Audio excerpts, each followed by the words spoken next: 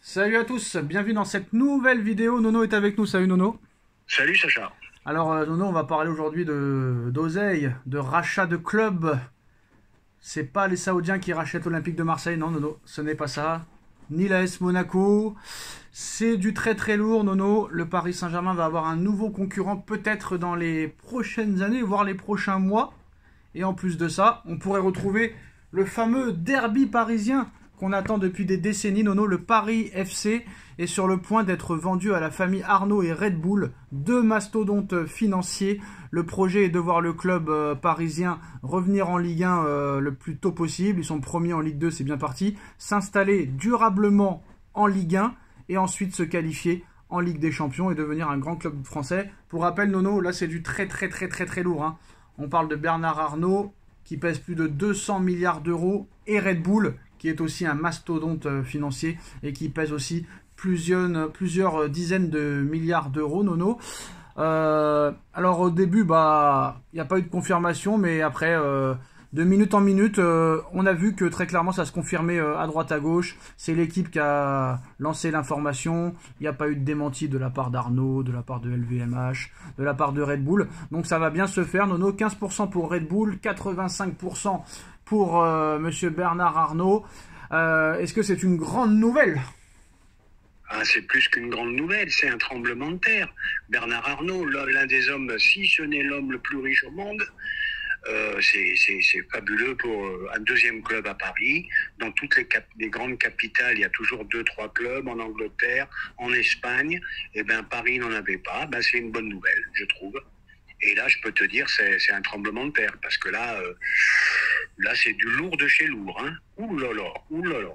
Alors on a vu les tensions, parce que en début de semaine, on a vu que Paris Saint-Germain veut absolument quitter le parc pour construire un stade entre 60 et 70 000. On a vu qu'apparemment Madame Hidalgo veut porter plainte pour que le Paris Saint-Germain reste au Parc des Princes. Est-ce que là aussi ça va changer les choses, sachant qu'au Paris FC, Nono, ça joue à Charletti. Là, ils avaient lancé quelque chose l'année dernière, toutes les places gratuites, à part les places présidentielles. Les places gratuites à Charletti pour 0 euros.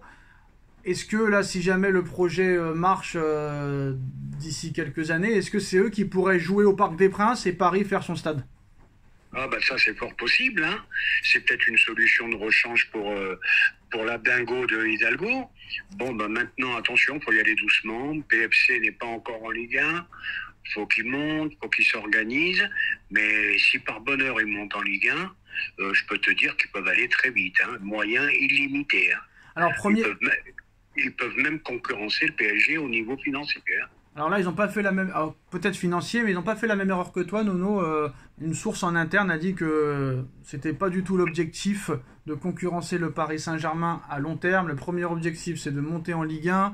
Et le deuxième objectif, c'est de s'installer durablement en Ligue 1 et pourquoi pas d'atteindre la Ligue des Champions très rapidement. Mais ils n'ont pas fait la même erreur que les autres clubs, Nono, à dire comme Bordeaux il y a quelques années, on se rappelle en 2013 ou 2014, on veut concurrencer le PSG, à l'arrivée ils sont en 5ème division.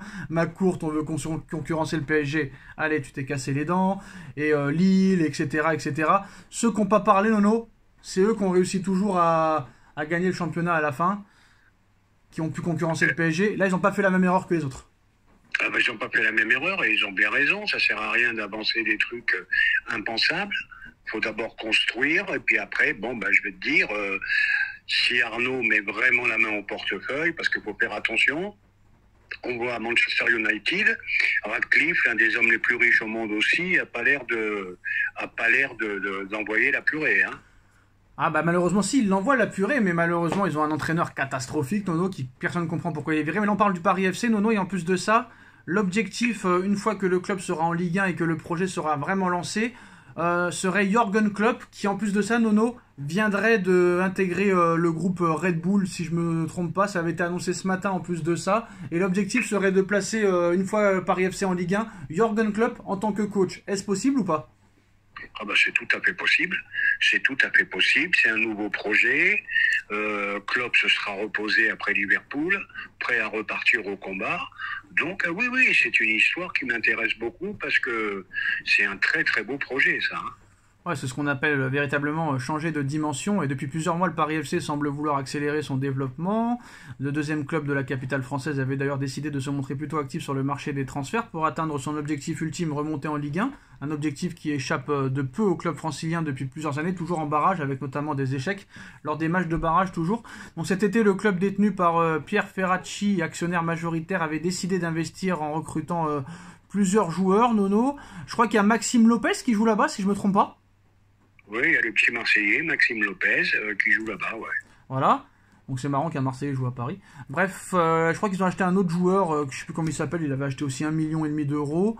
Donc voilà, des gros coups sur le marché des transferts pour un club de Ligue 2 qui portent leurs fruits pour le moment, puisque la formation est première. Mais bon, Nono, Red Bull LVMH, c'est quand même du très lourd. Est-ce que ça peut vraiment marcher? Parce qu'avec de l'argent, d'accord, tu peux peut-être réussir, mais t'es pas sûr de réussir non plus. Hein. Ah bah faudra travailler intelligemment, mais là t'as tout